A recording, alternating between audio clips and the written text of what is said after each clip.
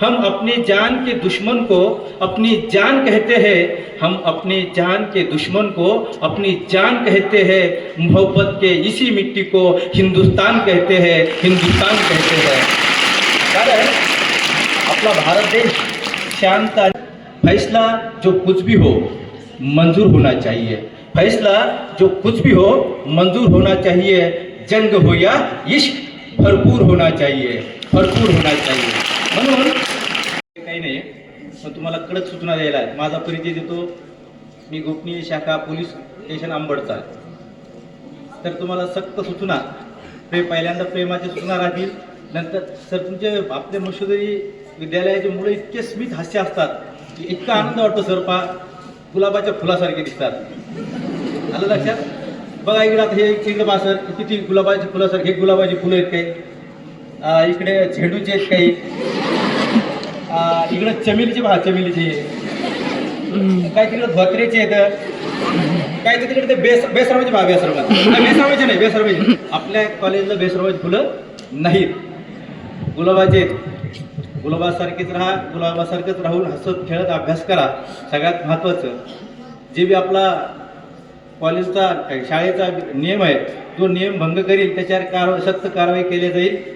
सगळ्यात महत्त्वाचं आपल्या मुलांनी प्रत्येकांना स्वतःची आयडेंटिटी कार्ड हे गळ्यात घालूनच आत प्रवेश करायचा नसता।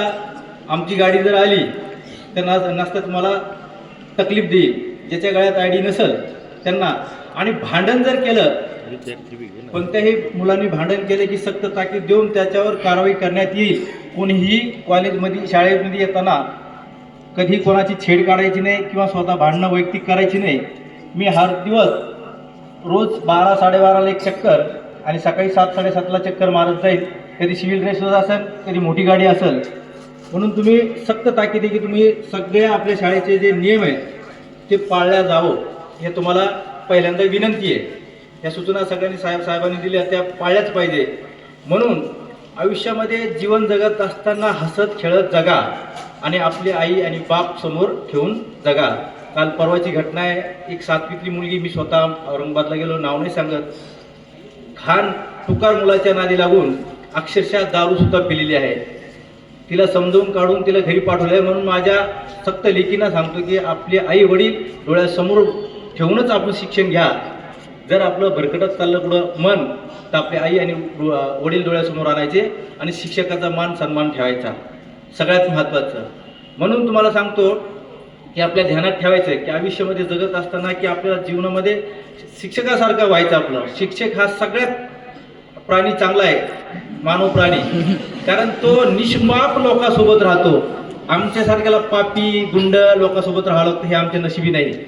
शिक्षकांचा वर्ग हा ते स्वर्ग समजतात, स्वर्ग म्हणून शिकवतात। म्हणून शिक्षकासारखं आमचं जीवन नाही आहे, कारण शिक्षकासारखं जरी नाही आलं तर तुमच्यासमोर आम्हाला शिक्षकाने 2 शब्द बोलायला, शाळेत वर्गात बोलायला देतात, तर आम्हाला वाटतं की आम्ही पण शिक्षक झालो, त्याचाही आम्हाला अभिमान वाटतो। कारण मला व्हायचं होतं खरं तर शिक्षक, मी झालो पोलीस, पण नाही होता आलं, कारण 51% काही होता येत नव्हतं। त्यावेळेस DED होते, ते झाले त्यांच्या नशिबाने आणि आमच्या नशिबाने, पण दोन्ही याच्यामध्ये समाजकार्य करता येत नाही। आलं लक्षात? कारण तुम्ही सांगायचं आपण स्वतः इतकं एखाद्याने तकलीफ बी दिली तर शांत राहायचं। तर तुमच्यासाठी सांगतो, हम अपनी जान को अपनी जान कहते हैं, हम अपनी जान के दुश्मन को अपनी जान कहते हैं, हम अपनी जान के दुश्मन को अपनी जान कहते हैं, मोहब्बत के इसी मिट्टी को हिंदुस्तान कहते हैं, हिंदुस्तान कहते हैं। कारण आपला भारत देश शांत आणि संयमी आहे। म्हणून जो आपला निर्णय घ्यायचा आहे, जो आपल्याला आजच जे निर्णय घ्यायचे की मी तहसीलदार बनणार आहे, मामलेदार बनणार आहे, तो निर्णय आजच का घ्या। मोदी साहेब कसे निर्णय घेतात, थाड की फाड, जे करायचं आपल्याला विरोधात 100%च करायचं, तो निर्णय आपण घ्यायचा। आलं लक्षात? फैसला जो कुछ भी हो मंजूर होना चाहिए, फैसला जो कुछ भी हो मंजूर होना चाहिए, जंग हो या इश्क भरपूर होना चाहिए, भरपूर होना चाहिए।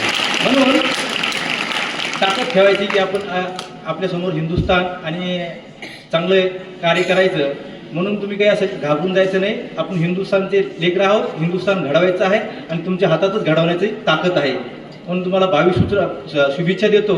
आणि सक्त ताकीद आहे की साहेबांची बी आमची पण की आयडेंटिटी कार्ड घातल्याशिवाय आतमध्ये प्रवेश करायचा नाही. चला नंतर वेळ भेटेल बोलन. जय हिंद जय महाराष्ट्र.